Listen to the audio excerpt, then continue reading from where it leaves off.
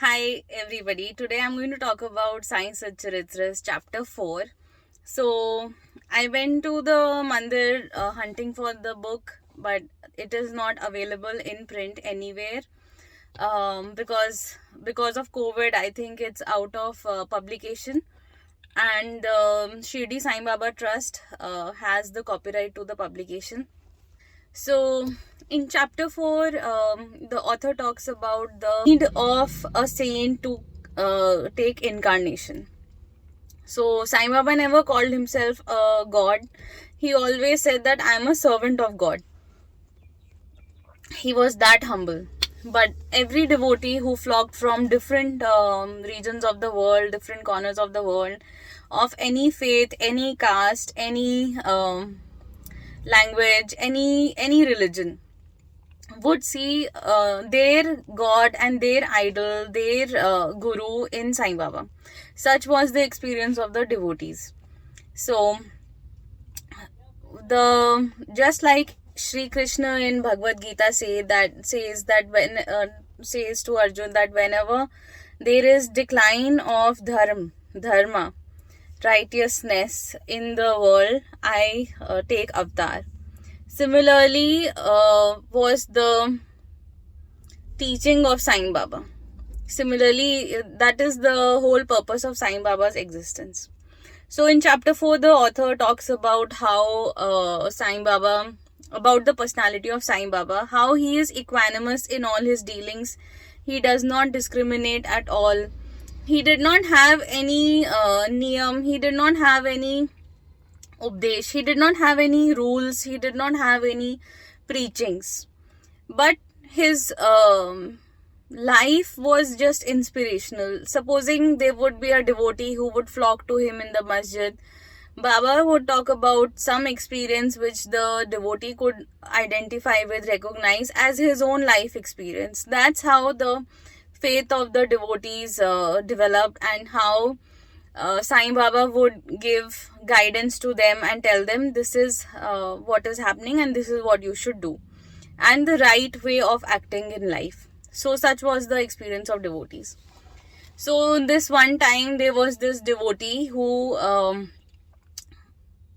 came to Shirdi. He was a 95-year-old devotee, and he said that he used to say that in Sai Baba is his god Pandharpur. Pandharpur. Pandharpur is another pilgrim spot in Maharashtra. Maharashtra, just like Himachal, is a land of deities and guru, and a very pious state, so to speak. It has or for that matter Andhra also. I mean, there are so many saints, so many religious places, sacred places in Maharashtra, where so many saints have incarnated, and a very simple people, very simple place to be in. So somewhere near Shirdi was Pandharpur, from where this 95-year-old devotee called Gauli Baba would come. And he used to say that in Sai Baba is my Lord Vitthal, my Lord Pandharpur, my, Pandharinath. So, any devotee who would come to Sai Baba would see their Lord in Sai Baba. And personally, I see Vaishno Mata, I see Vishnu Bhagwan, I see Shivji, I see Parvati ji. I see my God in Sai Baba, and Sai Baba is my one true guru that I feel graced upon by, like forever. So then, next story in this chapter is about it's about this bhakt, a devotee who tells Sai Baba that I will do Naam Saptah. Baba tells him, why don't you do Naam Saptah? Naam Saptah means endless, continuous chanting of, break-free chanting of God's name, meditating on God. So meditation, chanting were good deeds, good thoughts, good speech were a few methods that Sai Baba told. Charity, one big thing. Being kind to others was one big thing that Sai Baba always told his devotees to practice. So this one devotee, he said that, okay, I will do this Naam Saptah, but give me a promise that I will have darshan of Vitthal. Vitthal is an avatar of Lord Shivji. And Sai Baba, when the Sai Baba said, if you are stable in your mind and you have love for the God will definitely come to you. That's my promise. And the devotee at the end of the that devotee says that I will do Nam Sapta, I will do Lord's chanting if you promise that you will come to me and give darshan. Vitthal will come. So Vitthal is an incarnation of Lord Vishnu. So Sai Baba tells that if you are earnest, if you are sincere and you are patient or full of love for God, then God will definitely come. So the devotee, he starts with Nam Sapta, and at the end of the week when he goes to meet Sai Baba asked him, so did Vitthal Patil come to see you? And then the devotee was surprised, because when after his bath he was sitting in meditation on the 7th day, he did see Lord Vithal's very clear vision in his meditation, and he was surprised that Baba knew the innermost thought, the innermost fleeting thought also of a devotee's mind.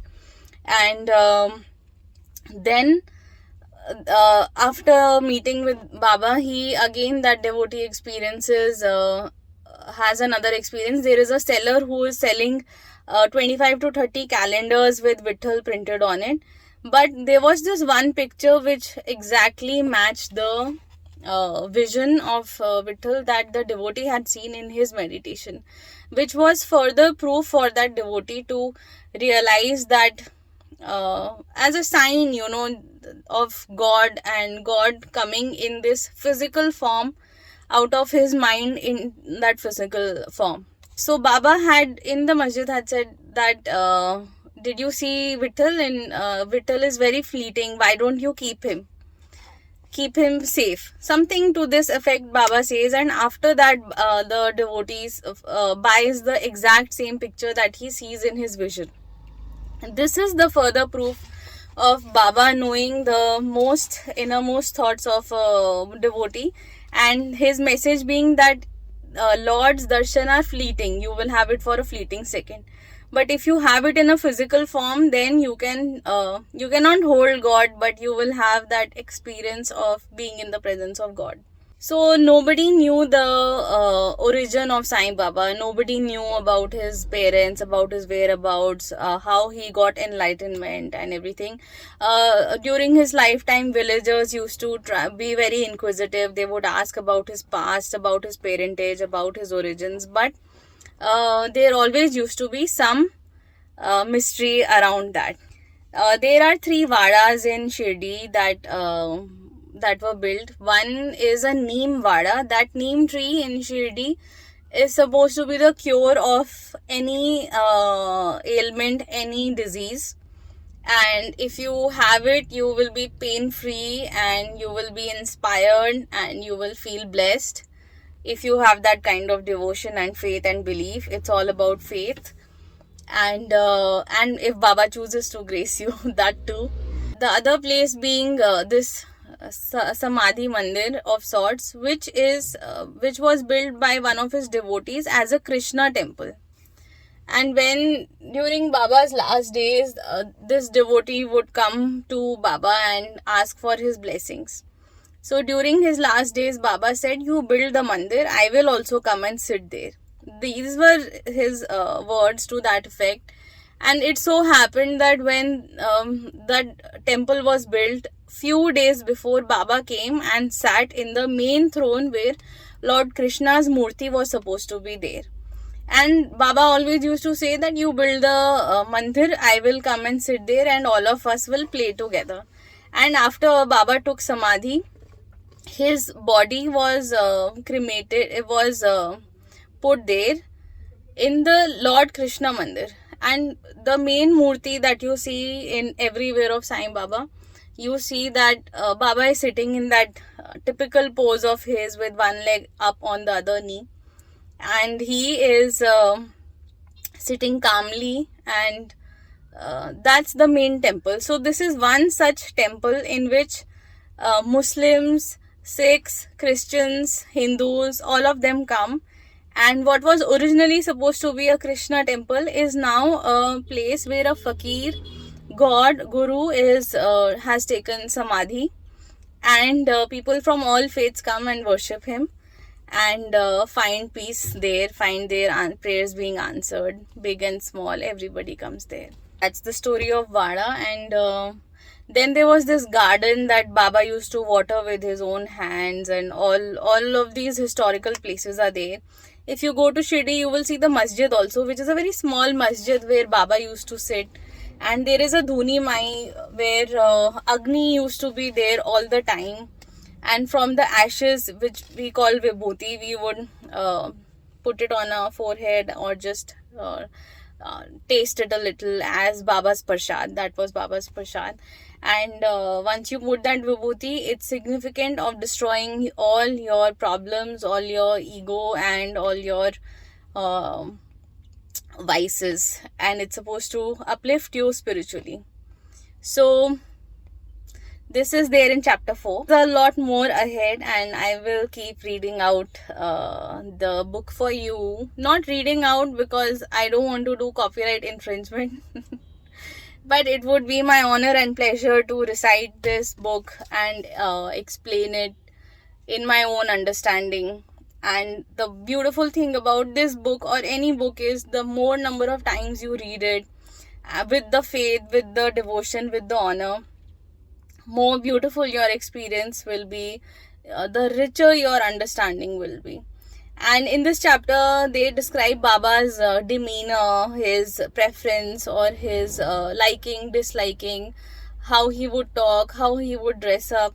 And all of it is so simple. He is such a simple person. He had everything. He had the most powerful people at his feet, but he was never tempted by money or by clothes or by material things. He was just a very simple fakir, an ascetic, a saint who was above all of these material things, and who taught the lesson of love, patience, mutual respect, devotion to all his devotees who flocked to him. So this is the essence of chapter 4, and soon I'll do chapter 5 also. Om Sai Ram, take care. The story of chapter 4, which I forgot to tell, is about this Das Ganu Bhakt who was planning a trip ahead to Prayag, and he had come to Baba asking for his darshan, that give me darshan, I'm going to Prayag, give me your blessings. So Baba said, why are you going here and there? Prayag is right here at my feet, and come take darshan. And the moment Das Ganu bows down to touch his feet, from Baba's left thumb and right thumb, Ganga, Yamuna flow, and Das Ganu is so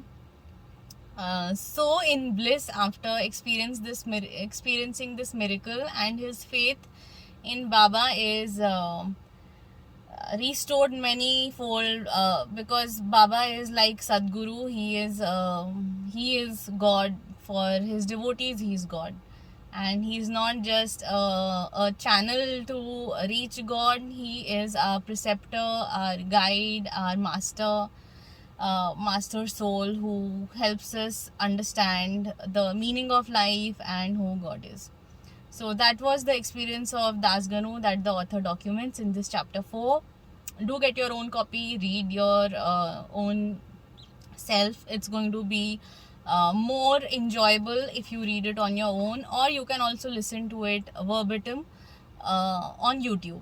And there is one particular Sai Satcharitra edition that I like on YouTube, which is narration by Sudhir Dalvi, which is chapter wise verbatim narration of this book.